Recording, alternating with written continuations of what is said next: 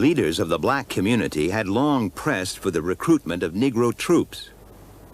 They believed that once former slaves had fought for their country, they would not be denied full citizenship. But the idea was only taken seriously after Antietam. Even then, they were given mainly menial duties. Lincoln, like others, was not convinced of their military value, though Negroes had been employed in the U.S. Navy for several years. It took a couple of years into the war before the Lincoln administration was prepared to accept black enlistments, and the Massachusetts 54th, 55th regiments were the first of those northern regiments to go in. Were they given prominence, sufficient prominence? Obviously, they were not. They received unequal pay while they were in the service. They did not get commissions commensurate to their service, nor promotions, nor recognition, official recognition commensurate to their service. And Abraham Lincoln said to the black abolitionist Frederick Douglass, when Douglass complained about this disparity between the way black soldiers were treated in the Union Army and white soldiers, Lincoln said, well, that was the best he could do, that blacks should be pleased that they were able to fight at all. The Civil War was a very important catalyst for changing attitudes toward blacks, both in the North and in the South. I think perhaps the greatest change was in the North itself. The fact that during the course of the war you have something like 180,000 blacks who serve as troops caused northern whites to revise upward their opinion of blacks.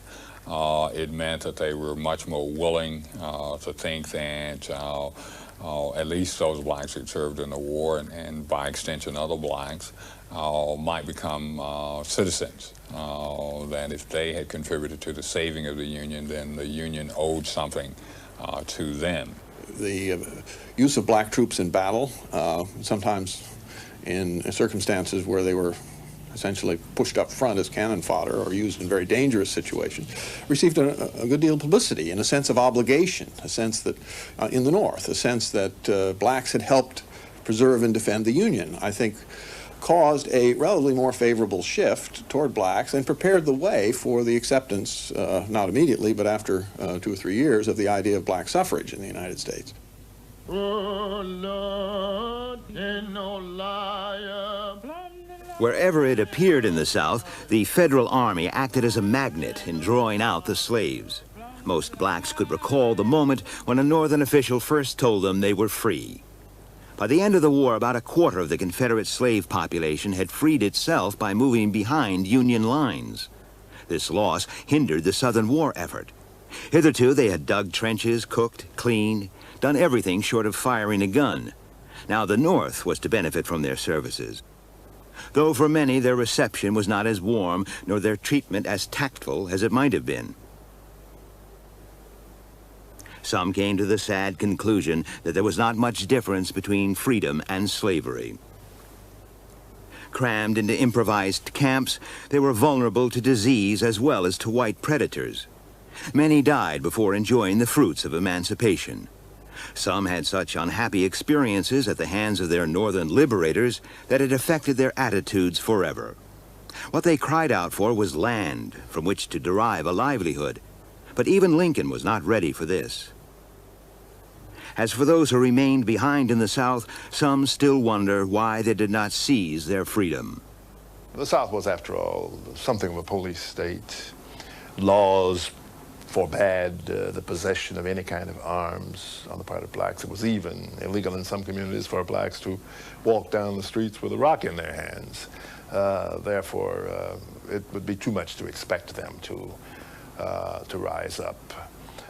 There was, though, this point, and I think it's very important, that although they were not uprisings as such, not revolts as such, there was what has been called, there was a kind of general strike in which large numbers of blacks simply walked off the plantation The reason there were so few slave uprisings during the war itself was that slaves, I believe, were quite ambivalent to both sides, to the Union Army and to the Confederate Army. Both of them could be quite brutal to them, raping the land and injuring the slaves themselves.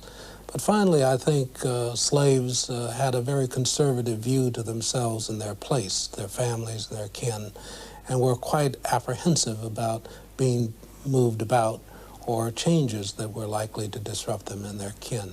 The Confederates did take careful, considerate, and massive precautions to prevent a slave insurrection, with the result that their mobilization for war was much less effective and efficient than it would have been. They had to send some 200,000 men home, for example, in July of 1861 because of insurrection anxiety. So that the South succeeded in preventing slave insurrection, but at a cost. The cost being that they were not able to mobilize as fast as they wanted to and were unable, therefore, to deliver the early knockout blow that was one of the ways that the South might have won the war. It was ironic that the Southern way of life, epitomized by these great plantation houses of Virginia, which the Confederates had gone to war to protect, was now being changed inexorably by that war. Whether or not the South now won, their way of life was changed forever. The slaves had gone that made the running of these great plantations possible.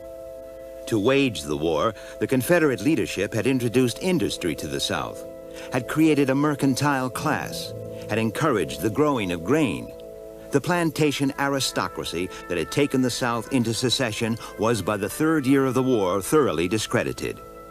Had the South been allowed to leave the Union without military confrontation, then these Southerners might have been able to carry off their goals. But the one thing that almost all of them greatly underestimated was the tremendous erosion that the great change of the war would have on all their cherished ways of life.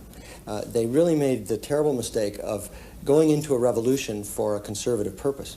And they found that revolution and a conservative set of goals were incompatible. Jefferson Davis, in my opinion, was not the right man to lead the Confederacy.